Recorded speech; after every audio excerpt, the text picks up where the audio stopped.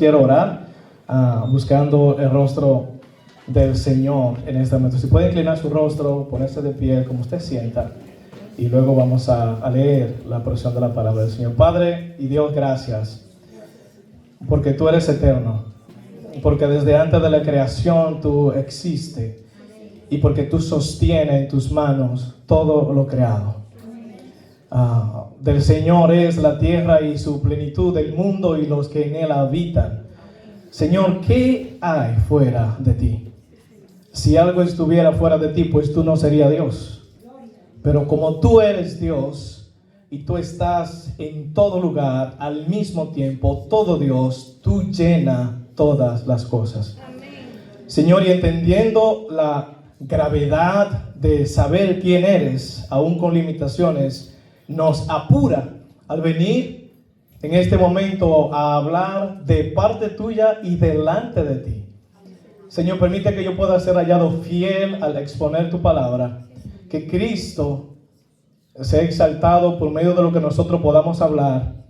Señor, y por favor, no nos dejes igual. Espíritu Santo de Dios, que tú te muevas con poder en nuestros corazones, que tú nos ministres, que tú nos cambies, que tú nos confrontes, que tú hagas que tu palabra encuentre ese lugar, y que así como tú dijiste en Isaías, que tu palabra no retornará a ti vacía, tú cumplas el propósito por el que tú la has de enviar hoy. Señor, yo tengo hambre de ti, yo tengo hambre de escucharte, tengo hambre y sed de estar cerca, muy cerca de ti. Por favor, instrúyenos para que podamos glorificarte de una mejor manera. Señor, lo que tú has puesto en mi corazón, lo que he estudiado y lo que vamos a hablar hoy, espero que tú lo hagas crecer en nuestras vidas. Señor, gracias.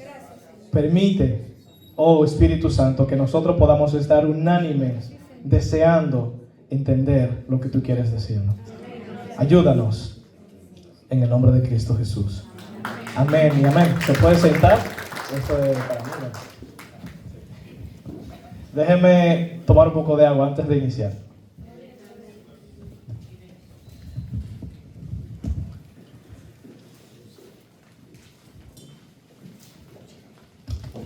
Sí, lo que pasa es que cantar con un grupo así, ustedes deben entender que no es simple, ¿verdad? Entonces, uno tiene que... No. O sea, de verdad, yo doy gracias al Señor por cómo lo hacen para la gloria de Dios. Así que es un privilegio el poder hacerlo con ustedes. Gracias por invitarme e incluirme a hacer eso. Fue bueno.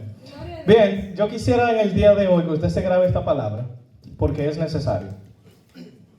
Corta, simple. Así yo titulé el mensaje de hoy, porque es necesario. No es una pregunta, es una afirmación. Porque es necesario. ¿Qué cosa? Bueno, es necesario. Lo vamos a ver a medida de ese modo. Así que quisiera que me acompañe, por favor. Vamos a ir al libro de los Hechos, capítulo 14. Vamos a leer los versículos 21 al 22, pero vamos a ver el versículo 22 realmente. Hechos, después de Juan, antes de Romanos, después del capítulo 13 y antes del capítulo 15, capítulo 14 de Hechos, versículos 21 y 22 vamos a leer. Y yo tengo una versión de la Escritura, que no es Reina Valera, sino que es Nueva Biblia de las Américas, pero tiene el mismo contenido. Lo único que usted va a notar que en vez de decir vosotros, dice ustedes. ¿Está bien? O sea, si hay alguna diferencia en eso, estamos en la misma página. Bien, entonces si todos lo tienen, Hechos capítulo 14, versículo 21 y 22, y dije que voy a estar enfocándome en el versículo 22 realmente. Bien, dice así la palabra del Señor. Después de anunciar el evangelio en aquella ciudad y de hacer muchos discípulos, volvieron a Listra, a Iconio y a Antioquía. Versículo 22. Fortaleciendo los ánimos de los discípulos, exhortándolos a que perseveraran en la fe y diciendo: es necesario que a través de muchas tribulaciones entren en el reino de Dios. ¿Se puede sentar?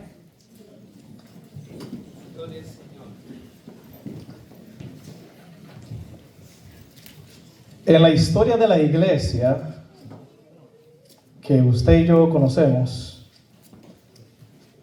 la mayoría de los cristianos o los personajes con mayor énfasis que vemos a Dios usar, todos han pasado por persecuciones, por momentos difíciles, por pruebas, por aflicciones.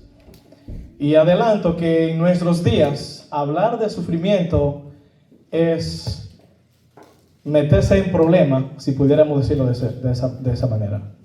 Porque en nuestros días el sufrimiento se ha catalogado como una maldición y como que Satanás lo ha enviado. Y se ve mayormente como que, oye, si estoy enfermo o si estoy pasando por dificultad, es porque no estoy bien con el Señor. Ojo, revisémonos si ese es el pensamiento. Puede ser. Pero no podemos catalogar o definir que el sufrimiento es de Satanás. Porque Dios es el que gobierna y Él es el que hace venir el bien, Él es el que hace venir todas las cosas. Ahora bien, si leyéramos los versículos anteriores a lo que leímos aquí, vamos a notar que Pablo y Bernabé, como leímos, habían estado predicando el evangelio y cómo Dios le estaba respaldando con muchos milagros y con muchas maravillas. Entonces, pero por el hecho de que ellos estaban haciendo la voluntad de Dios, por el hecho de que ellos estaban predicando lo que Cristo le encomendó a Pablo que hiciera, tuvieron que enfrentar situaciones difíciles. Eso sonaría como un poco sin sentido. ¿Cómo es que el Dios soberano, quien controla todas las cosas, me da una orden, yo obedezco la orden del Dios Todopoderoso, y luego veo que cosas horribles comienzan a pasar por yo obedecer a Dios? Wow. Cosas como cuáles. Bueno, en primer lugar, si fuéramos más hacia atrás, voy a mencionar como unas cabecillas de las cosas que vamos a ver ahí. Voy a citar los versículos, pero no tienen que ir necesariamente ahora para ayudar con el tiempo. Pero una de las primeras cosas que vemos es que Pablo y Bernabé tuvieron que rechazar la adoración de algunos creyentes porque ellos creían que ellos eran dioses. Creían que Pablo y Bernabé eran dioses y querían ofrecerle sacrificios a Pablo y a Bernabé. ¿Se imaginan? El poder y la demostración del poder de Dios a través de ellos era algo tan poderoso que esas personas entendían que solo los dioses podían hacer tales cosas. Y el rey de esa nación, de ese lugar, lo que hizo fue el sacerdote, fue y buscó por un sacerdote pagano, fue y buscó becerros y comenzó a hacer los preparativos para hacer sacrificio porque los dioses habían descendido a la tierra. Wow, ¿se imaginan? ¿Cómo Dios puede usar a hombres pecadores llenos de debilidades a tal punto que el obrar de Dios en ellos pareciera como que estas personas eran alguien tan importante? Óyeme, ellos merecen adoración. Pero punto número uno, cuando yo conozco a Dios, yo sé que la adoración solo debe ser de Dios. Solo puede ser de Dios. Pero lo segundo que acontece aquí es que por ser Pablo el que hablaba, vinieron algunos judíos y persuadieron a la multitud y apedrearon de tal manera a Pablo específicamente, que era el que hablaba, que lo sacaron fuera de la ciudad. ¿Y sabe qué pasó con Pablo?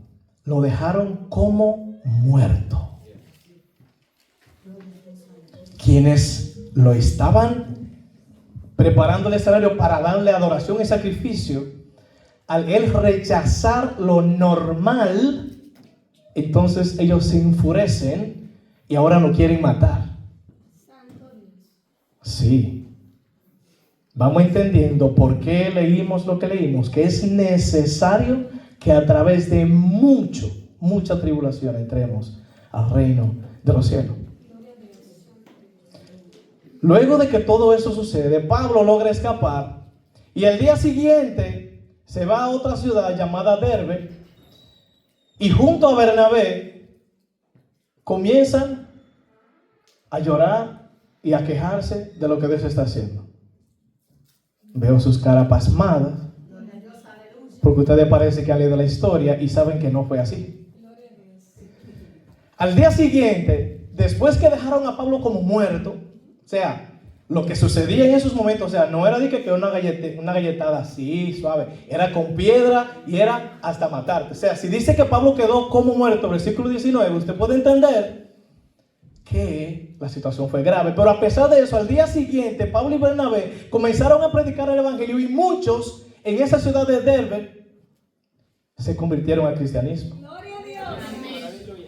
O sea, tengo prueba aquí, me quieren matar por lo que estoy haciendo, pero la convicción de quién me llamó es tan grande y lo que Él puede hacer, que yo digo, óyeme, si este es el resultado por hablar la verdad, pues vamos a seguir predicando. Y ese resultado provocó la salvación de otros. El evangelio desde sus inicios ha sido anunciado bajo ataque y precio de sangre. Mucha sangre.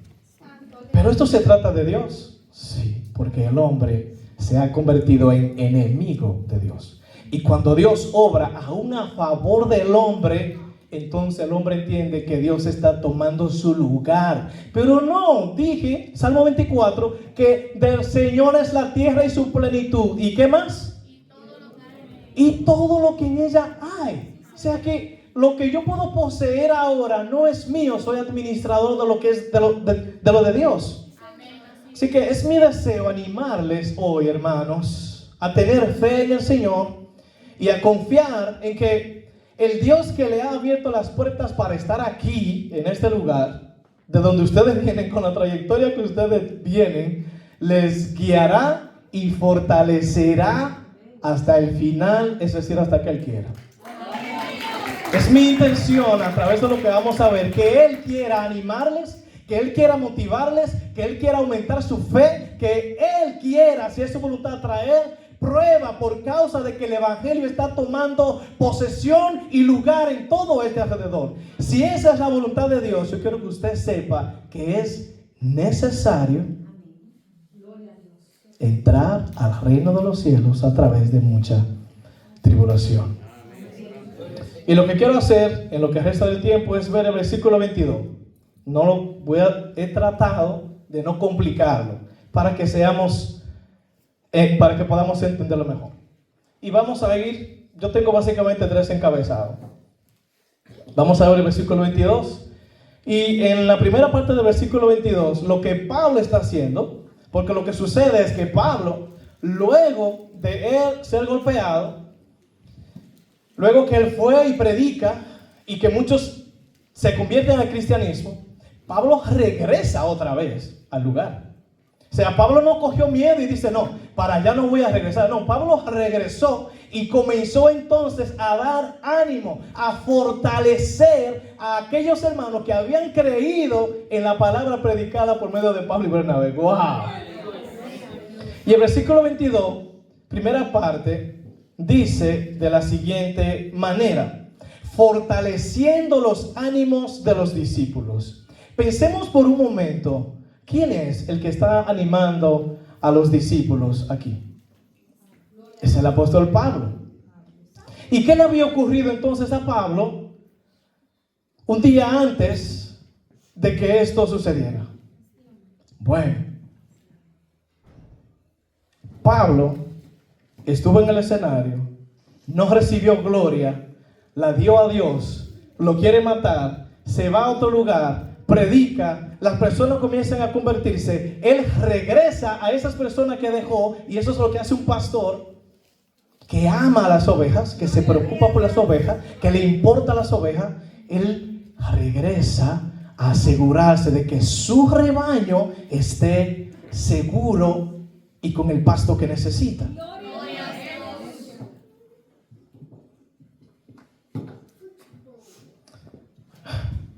Este hombre, o sea, Pablo. Y no se asusten, me voy a explicar después. Pero este hombre, o era loco, o algo había transformado su vida de una manera extraordinaria. Pablo o era loco, que no tenía entendimiento de lo que estaba haciendo, o había sido transformado de una manera extraordinaria, que a pesar de las oposiciones que él pudo tener, él arriesgó su vida para salvar la de otros. Eso es lo que hace un pastor. Pero déjame pensar bien mejor eso. ¿Eso es lo que hace un pastor? ¿O eso es lo que debe hacer todo aquel que ha sido salvo por Cristo, que entiende dónde estaba y ahora entiende la necesidad que tiene aquel que no tiene a Cristo de Dios? Pues déjame decirte que no es solo la responsabilidad del pastor, es mi responsabilidad velar por aquellos que están en necesidad de Dios. Si Dios te ha salvado, la mayoría de los que están aquí, yo sé que conocen la historia de Pablo. Era alguien que perseguía la iglesia a tal punto que él arrastraba a los cristianos, a las personas fuera y las mataban. Encendían a la ciudad con los cristianos por predicar el evangelio. Pablo, el que está ahora predicando a Cristo, perseguía a Cristo. Porque perseguir la iglesia de Cristo es perseguir a Cristo. Cuando Jesús se encuentra con Pablo y lo detiene camino a Damasco, Jesús le dice a Pablo: Pablo, ¿por qué me persigues? ¿Entendió? El cristiano es el único ser que puede decir: cuando hablo las palabras de Cristo. Pero ¿quién es Cristo para que eso sea tan importante como para que yo me derrame en adoración y yo pueda dejar todo lo que para mí es ganancia como pérdida por amor a Cristo? ¿Quién es Cristo? Él es el principio. Él existe desde el principio, por los siglos de los siglos de los siglos. Es por Él que la creación existe y es Él quien sostiene toda la creación. Cristo es Dios. Y punto. Algunas personas yo le digo, lo entiendas o no, te guste o no, Dios es Dios.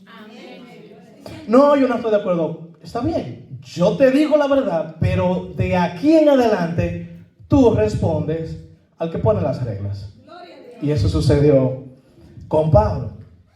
O sea, Pablo no estaba loco, obviamente, porque conocemos lo que Dios hizo por él. Pero la transformación fue tan grande en el corazón de Pablo que Pablo estuvo dispuesto a dar su vida literalmente para salvar a aquellos que no conocían a Cristo.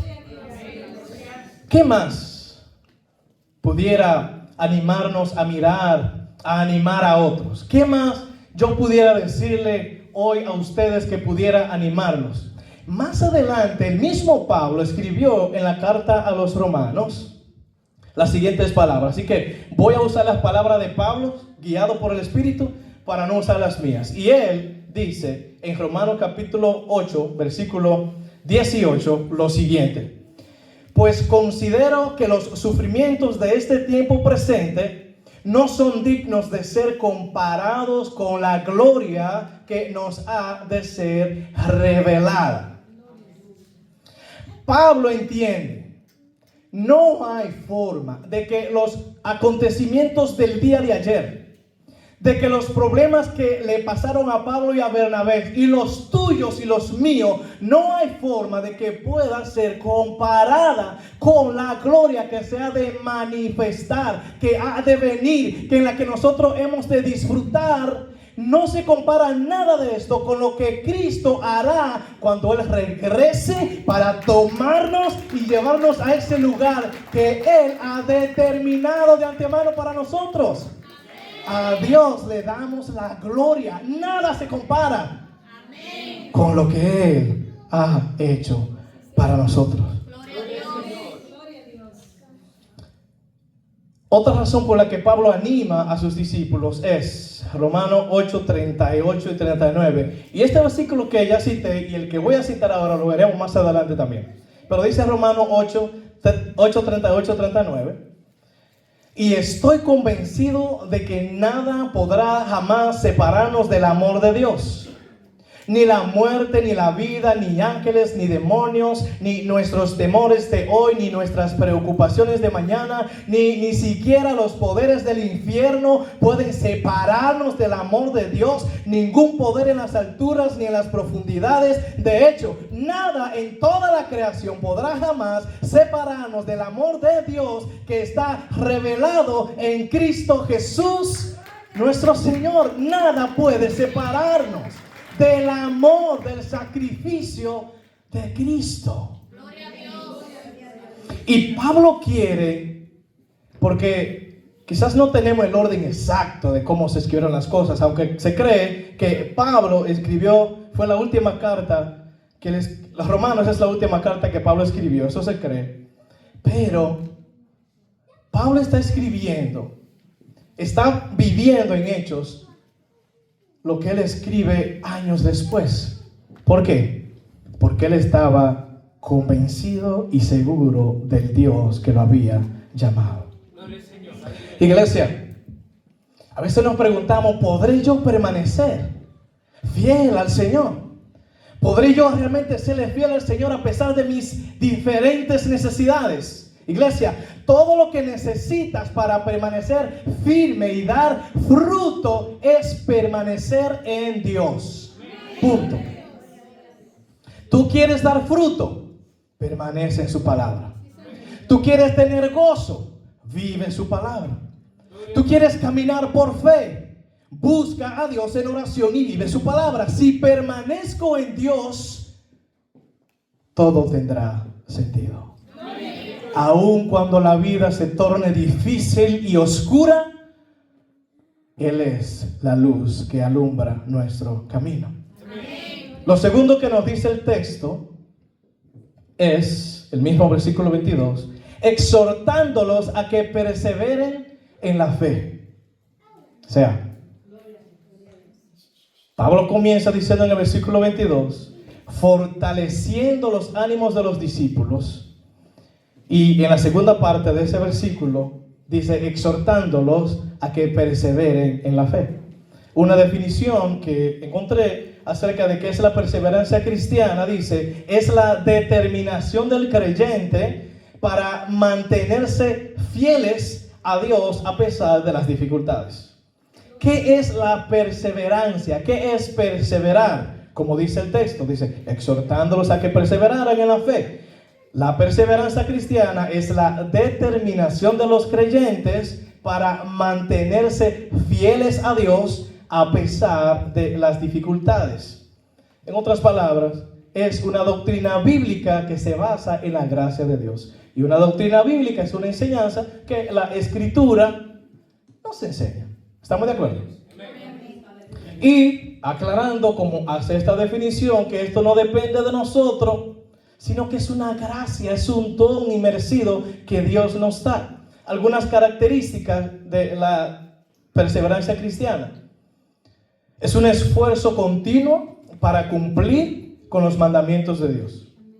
Y yo quisiera ver en Romanos capítulo 5, versículo 1 al 4, lo que dice la palabra de Dios en cuanto a esto, de que es un esfuerzo continuo para cumplir con el mandamiento de Dios. Romanos capítulo 5, 1 al 4 dice, por tanto, habiendo sido justificado por la fe, tenemos paz para con Dios por medio de nuestro Señor Jesucristo, por medio de quien también hemos obtenido entrada por la fe en esta gracia en la cual estamos firmes y nos gloriamos en la esperanza de la gloria de Dios. Y no solo esto, sino que también nos gloriamos en las tribulaciones, sabiendo que la tribulación produce paciencia y la paciencia carácter probado y el carácter probado esperanza y la esperanza no desilusiona porque el amor de Dios ha sido derramado en nuestros corazones por medio del Espíritu Santo que nos fue dado. ¿Por qué puedo permanecer firme en medio de la adversidad? ¡Wow! Porque, y no solo esto, sino que también nos gloriamos en las tribulaciones, sabiendo que la tribulación produce paciencia, carácter aprobado, y el carácter aprobado esperanza, y la esperanza no desilusiona, porque el amor de Dios ha sido derramado en nuestros corazones por medio del Espíritu Santo. Dios, por medio de su Espíritu, nos ha llenado y capacitado para permanecer fieles a Él. No es por nuestras fuerzas. Una segunda característica es que se basa en la gracia de Dios, no en las experiencias humanas. Y Colosenses, capítulo 1, versículo 11, dice lo siguiente: rogamos que ustedes sean fortalecidos con todo poder según la potencia de su gloria, para obtener toda perseverancia y paciencia con gozo. Lo leo otra vez. Se basa en la gracia de Dios, no en las propias experiencias de nosotros. Colosenses capítulo 1, versículo 11. Esto es Pablo hablando a los colosenses, y él dice: rogamos que ustedes sean fortalecidos con todo poder según la potencia. ¿Qué implica la palabra potencia? Poder de su gloria, para obtener toda perseverancia y paciencia con gozo. Y una tercera sería que se debe confiar en Dios y en su promesa de salvación. Y yo quisiera ver cómo vemos esto revelado en la Escritura en la vida de Daniel. Si usted puede ir conmigo al libro de Daniel, capítulo 6, su versículo 16, la Biblia nos relata una historia hermosa. ¿Cómo yo puedo confiar en Dios y en su promesa de que Él nos va a salvar, de que Él nos va a guardar, de que Él nos va a librar? Daniel capítulo 6, versículo 16 dice: el rey entonces dio órdenes de que trajeran a Daniel y lo echaron en el foso de los leones. El rey habló a Daniel y le dijo: tu Dios, a quien tú sirves, con perseverancia Él te librará. Gloria a Dios. Gloria al Señor, aleluya. Yo no tengo idea, por más que me lo imagine, de cómo se sintió Daniel al momento que el rey dijo: hay que tirarlo en el foso. Santo, aleluya. ¿Usted se puede imaginar a un humano como usted y como yo, que le tenemos miedo, terror, por lo menos yo, a los dientes de un león? A los leones les encanta el calor fresco, porque eso le demuestra que la presa está fresca. Y esos leones no comían todos los días, porque no era todos los días que la gente se ponía a desobedecer al rey. O sea que esos leones estaban hambrientos. Y Daniel, que estaba cerca del rey, sabía lo que esto era. Pero ¿saben qué? En el momento que se habló mal de Daniel por lo mismo, ¿será una casualidad? No, no es una casualidad. En el Antiguo Testamento vemos a Daniel resistirse a obedecer al rey, a los humanos, por glorificar a Dios. Y de repente la consecuencia de Daniel es: o tú me honras a mí, al hombre, o tú mueres sirviendo a un Dios que no lo veo. Gloria a Dios, Señor. El texto, lo leo, dice: el rey entonces dio órdenes que trajeran a Daniel y lo echaron en el foso de los leones. El rey tenía conocimiento del Dios a quien Daniel servía, y el rey le dice, el rey habló a Daniel y le dijo: tu Dios, a quien sirves con perseverancia. Gloria Él te librará. Gloria al Señor, aleluya. Esto es un presente continuo aquí, ¿verdad? El rey Nabucodonosor entendía, no era a ver si Dios te libra, no dice, y el Dios a quien sirve con perseverancia, a ver si te libra, dice el rey, porque conocía al Dios que Daniel servía, dice, Él te librará de los leones. Hermanos, las pruebas llegan para destruirnos, ¿sí o no? Al menos eso pareciera. Los momentos en donde nos encontramos más hondo, es como que pensamos, realmente Dios ya no me ve.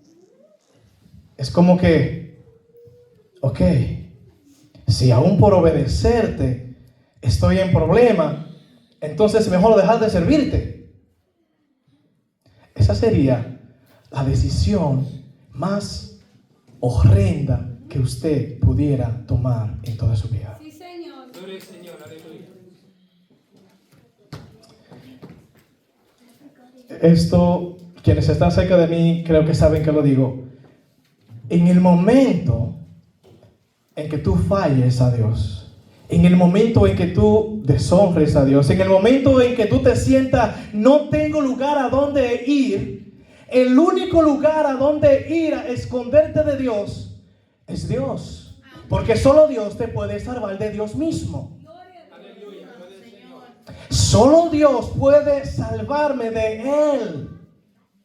Eso fue lo que Él hizo. Él envió a Cristo a la cruz para que muriera en mi lugar, porque yo me he convertido en enemigo de Dios. Pero Dios, que ha mostrado su amor sobrenatural, sobremanera, Él decide, Él humillarse, tomar mi lugar para que su justicia sea cumplida a perfección. Y Él dice, no hay forma de que ellos puedan hacer lo que yo exijo. Yo me voy a dar el rescate por ellos, yo mismo.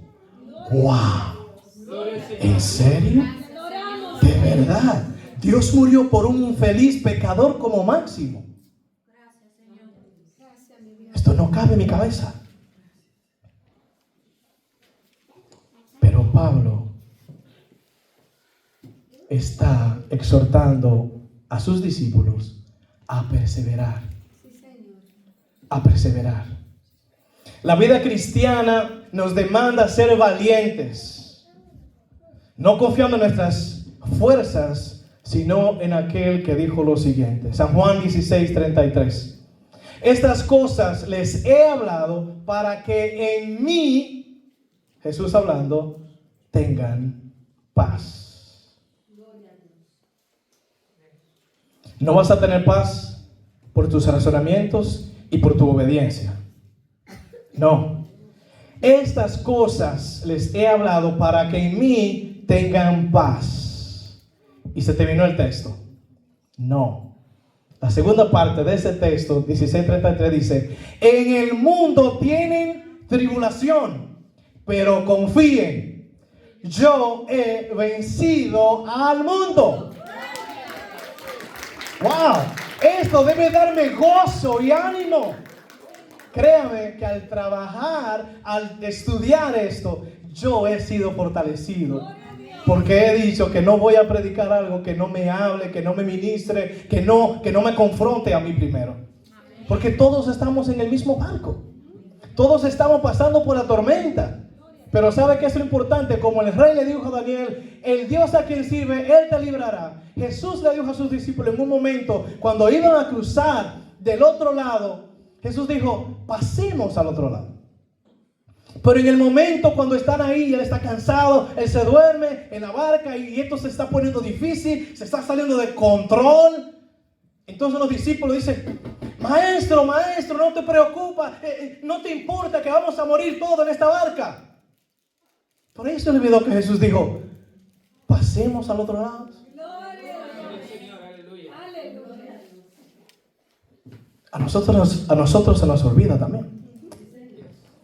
Porque en medio de nuestro afán y dolor, se nos olvida que tenemos un Cristo compasivo, amoroso, restaurador, sanador, quien dio su vida por nosotros, y que la palabra misma de Dios dice, ¿cómo es que si Dios nos dio a su único Hijo, cómo no nos dará con Él todas las cosas?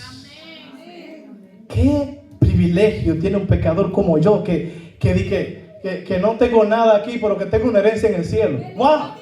¿Cómo es eso? Que tengo herencia en el cielo, en el lugar de Dios. Pues si no me toca nada aquí está bien, lo mío está seguro en Cristo, allá arriba.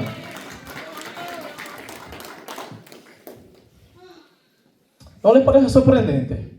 ¿Cómo es que Cristo ya venció? O sea, ¿cómo es que ahora yo voy a tener la fortaleza mía en un hombre? En Jesús, que caminó por la tierra y que a veces personas dudan, no lo dudo en lo absoluto, de que Él es Dios y caminó y vivió perfectamente en esta tierra como el único camino que nos lleva a Dios. Él es la única salida a este mundo de perdición. Amén. Pero ¿no le parece sorprendente que si Cristo ya venció al mundo? O sea, ¿cómo es eso que aún vamos a tener tribulación? Bueno, ni en el pasado, ni en el presente, ni en el futuro habrá otro como Él. Él es único. Solo Cristo es Cristo.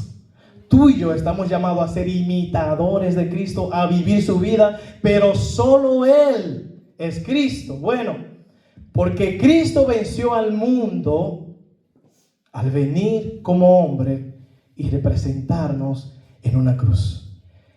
El hecho de que Cristo dice, en el mundo tendrán tribulación, tienen tribulación, pero confíen, yo he vencido, es porque quien venció al mundo ya fue Él a través de su muerte y su resurrección, no yo. Yo sigo estando en un cuerpo caído, con muchas tentaciones, pero Él venció al mundo y Él me promete a mí, oye, sí, la tribulación ha de venir, pero tú confía en mí, porque ya yo vencí lo que te atormenta. Él venció lo que nos atormenta. ¿Por qué al animarle quiero hablarle del reino de Dios? Que es la segunda parte que habla el texto. Puede leer conmigo Hechos 22. ¿Por qué al animarles quiero hablar de esto? Bueno, dice el texto, fortaleciendo los ánimos de los discípulos, exhortándoles a que perseveraran en la fe y diciendo, ahora lee el texto completo, ¿verdad? Es necesario que a través de muchas tribulaciones entremos en el reino de Dios. Es necesario que a través de mucha tribulación entremos en el reino de Dios. Le haremos dos preguntas a esta última parte del texto. Vimos la primera parte, fortaleciendo el ánimo de los discípulos, y vimos la segunda parte, exhortándoles a que perseveraran en la fe. Y entonces Pablo, luego de decir eso, le dice a estos discípulos, es necesario que a través de mucha tribulación entremos en el reino de Dios. Lo primero que quiero preguntar es, ¿qué es el reino de Dios? Y buscando información acerca de esto, se dice que se observa de inmediato que una aclaración central de los evangelios es que no depende para su existencia de la actividad humana. El reino de Dios no es algo que dependa de nosotros para existir. Los seres humanos no lo crean, no lo levantan o construyen, extienden algo para que esto se haga presente. No hay forma de que nosotros podamos crear lo que es el reino de Dios. El reino de Dios tiene su origen en Dios, basa su carácter en Dios y va más allá de cualquier respuesta humana. El reino de Dios exige una respuesta. No es un estudio bíblico que tenemos ahora, pero si yo preguntara, solo para que lo piense, no me tiene que responder. Usted habla mucho acerca del reino de Dios, pero pregúntese ahora, ¿qué es el reino de Dios? ¿Qué es esto? Bueno, tratando de definir en palabras simples, sea llanas, El reino de Dios o de los cielos, como es llamado en los evangelios, hace referencia al gobierno de Dios entre los hombres. El reino de Dios que es predicado, y la oración más famosa creo de toda la Biblia es la que Jesús le enseña a los discípulos, el Padre Nuestro. Él dice: Padre nuestro que estás en los cielos, santificado sea tu nombre, venga tu reino. ¿Qué implica que venga el reino de Dios a la tierra? ¿Qué implica? ¿Qué es esto? El reino de Dios puede ser entendido como algo que se hereda, como algo que se recibe, como un lugar donde se puede entrar. Y eso es lo que vemos en diferentes pasajes de las Escrituras. El sentido más natural del verbo entrar, por ejemplo, depende de un retrato del reino como un recipiente o lugar, como si uno pudiera pasar de un sitio a otro. Mantenga eso con usted. Pero es igualmente posible imaginarse que uno entra en una esfera, es decir, entra en un campo de influencia, actividad u operación. Y antes de detenerme a hablar en esa parte, quisiera que la misma palabra de Dios lo podamos ver en ella. Por ejemplo, hablando acerca de lo que es el reino de Dios. Algunas citas del reino de Dios. Comienzo en Mateo 7:21. Y dice la palabra del Señor: no todo el que me dice Señor, Señor, entrará en el reino de los cielos, sino el que hace la voluntad de mi Padre que está en los cielos. Amén. Oh, hay condiciones para entrar en el reino de los cielos. Y esto es lo que Pablo está diciendo. Es necesario que a través de mucha tribulación entremos en el reino de Dios. Y aquí dice el texto, hablando Jesús, que no todo el que le dice al Señor, Señor, entrará en el reino de los cielos, sino el que hace la voluntad de su Padre que está en los cielos. No son todas las personas que vamos a llegar al cielo, al reino que Dios ha establecido. Solo aquel que hace la voluntad de Dios. Marcos 9:47. Y si tu ojo te es ocasión de pecar, sácalo. Te es mejor entrar al reino de Dios con un solo ojo que teniendo dos ojos y ser echado en el infierno. Hay que tomar decisiones. Hay que dejar cosas para entrar en el reino de Dios. Lucas 18:17. En verdad les digo que el que no recibe el reino de Dios como un niño no entrará en él. Jesús está diciendo que yo debo recibirlo en este versículo, en este texto. O sea, que yo puedo entrar, pero del mismo modo yo necesito dejar cosas, pero en otro sentido también yo puedo ver que el reino de Dios yo puedo recibirlo. Entonces, ¿cómo que lo voy a recibir? ¿Es una posesión? ¿Es una casa? ¿Es una ciudad? ¿Cómo es esto? San Juan 3:5. Jesús respondió: en verdad te digo que el que no nace de agua y del Espíritu no puede entrar en el reino de Dios. Yo necesito volver a nacer para entrar a este nuevo mundo, si pudiera llamarle de esta manera. El reino de Dios tiene que ver con el gobierno de Dios entre los hombres. Usted sabe qué fue lo que Jesús hizo. ¿Por qué Él dijo, el reino de Dios se ha acercado? ¿Por qué Jesús vive de la forma que vive? ¿Por qué Jesús es visto como es visto? ¿Por qué Jesús tuvo que vivir contrario a todas las normas de las leyes humanas? Porque Jesús vivió de la forma como se vive en el reino de Dios. Jesús se despojó de todo para vivir una vida al revés. Porque solo Él ha visto al Padre. Jesús afirma eso en sin número de veces en las Escrituras. Porque solo Él estuvo con el Padre. Él vino del Padre. Entonces, si retomamos el contexto del texto, pudiéramos decir que la razón por la que Pablo y Bernabé se encuentran atravesando por pruebas y tribulaciones es por causa del reino de Dios. La razón de ellos estar pasando por estas dificultades es por predicar el evangelio de Jesucristo. Y eso es algo que nos califica a nosotros para entrar en el reino de Dios.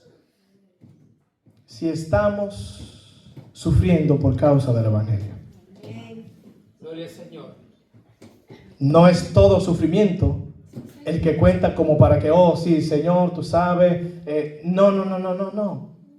Si estamos sufriendo por causa del Evangelio de Cristo, nosotros somos contados como candidatos para entrar al reino de Dios. El llamado de la iglesia no es otro que anunciar el reino de Dios. El Evangelio, hermanos, es anticultural. Y cuando Dios nos mueve del reino de las tinieblas, de ese mundo oscuro, de ese mundo de destrucción donde nosotros estábamos, cuando Él nos mueve de ese mundo al reino de Cristo, solo esto es suficiente para tener al mundo como enemigo de este mismo instante. Desde que nos movemos de aquí para allá, el mundo es nuestro enemigo. Pero ¿saben qué? El que se constituye amigo del mundo viene a ser enemigo de Dios. Pero cuando usted es amigo de Dios y se constituye enemigo del mundo, vale la pena, porque el Creador, Dios eterno, ahora dice: tú me perteneces y el mundo será destruido, mas Él permanece para siempre. Vale la pena. Pero no olvidemos, ¿qué cosa no podemos olvidar? Que es necesario que a través de muchas tribulaciones entremos en el reino de Dios. Hermanos, todas nuestras tribulaciones, preocupaciones, enfermedades, separación del mundo, negarme a mis deseos pecaminosos, ser rechazado por causa del cristianismo, ninguna de estas tribulaciones juntas tienen el suficiente peso o valor para compararse con la gloria que disfrutaremos cuando Cristo regrese para gobernar a su pueblo como un único Rey soberano para siempre. No hay forma de que todas mis tribulaciones presentes se comparen con la gloria que se ha de manifestar. Dije que iba a citar otra vez este texto, Romanos capítulo 8, versículos 17 y 18. Gloria a Dios, aleluya. Y esta es una traducción dinámica que nos ayuda a entender mejor el texto. Y dice: así que, como somos sus hijos, también somos sus herederos. De hecho, somos herederos junto con Cristo de la gloria de Dios. Pero si vamos a participar de su gloria, también debemos participar de su sufrimiento. Sin embargo, lo que ahora sufrimos no es nada comparado con la gloria que Él nos revelará más adelante. Eso es en cuanto a lo que es el reino. Ahora, una segunda pregunta sería: ¿cómo puedo ser parte de ese reino? ¿Cómo yo entro en este reino que, a pesar del sufrimiento presente, dice que aquí las cosas serán eternas, pero no habrá sufrimiento, no habrá dolor, no habrá preocupación, todo será hecho nuevo? ¿Cómo entro a ese lugar? Jesús dijo, Mateo 5:3, Dios bendice a los que son pobres en espíritu y se dan cuenta de la necesidad que tienen de Él, porque el reino de los cielos les pertenece. Dios bendice a los que son como Él, a los que son pobres en espíritu y se dan cuenta de la necesidad que tienen de Él, porque el reino de los cielos les pertenece. Yo sé que le va a sonar mejor: bienaventurados los pobres en espíritu, porque de ellos es el reino de los cielos. ¿Cierto? ¿De qué pobre que estamos hablando aquí? ¿De alguien, un mendigo? Ese pobre que habla el texto, de alguien que no tiene con qué comer, es alguien que no tiene, sus ropas están andrajosas. ¿Es este tipo de pobre que está hablando el texto? No. Está hablando de aquella persona que reconoce que no hay forma de que él pueda hacer algo, ni sus obras, ni nada que pueda hacer para poder salvarse, sino que él entiende que la única forma de entrar en ese reino es creyendo en Cristo y viviendo para su gloria. Entendiendo esto, entonces dice: que entiende la necesidad que tiene de Cristo. Y esto te califica para entrar en el reino de Dios. Si reconozco mi necesidad de Cristo. Piensa por un momento, ¿cuál es ese lugar? ¿Cuál es ese lugar en el que te sientes seguro? Piénsalo nada más. Ese lugar donde tú dices, aquí estoy seguro. Lamento destruirte rápido la idea, porque quiero decirte que cualquiera que sea ese lugar en esta tierra va a ser destruido. Va a ser destruido. Mas si escoges a Cristo y su reino, Él promete guardarte en este mundo y también en el venidero. Solo en Él estoy seguro. Amén. Si obedeces hoy su voz y le rindes hoy tu vida, Él tiene el poder para guardarte sin caída. Y aquí se me va a dar el gusto de leer este texto, porque siempre amo hacerlo. Ahorro mis palabras y prefiero que la palabra de Dios hable. Romanos 8, 35 a 39. Téngame paciencia porque lo voy a leer. Y dice, hablando acerca de esto, de que no hay forma de que nosotros podamos caer de las manos de Cristo. Eso no se trata de que agárrate de Cristo y no te caerás. No, deja que Cristo te agarre y Él nunca te soltará. Así que Romanos 8, 35 y 39 dice, ¿acaso hay algo que pueda separarnos del amor de Cristo? ¿Será que Él ya no nos ama si tenemos problemas o aflicciones? Si somos perseguidos o pasamos hambre o estamos en la miseria o en peligro o bajo amenaza de muerte.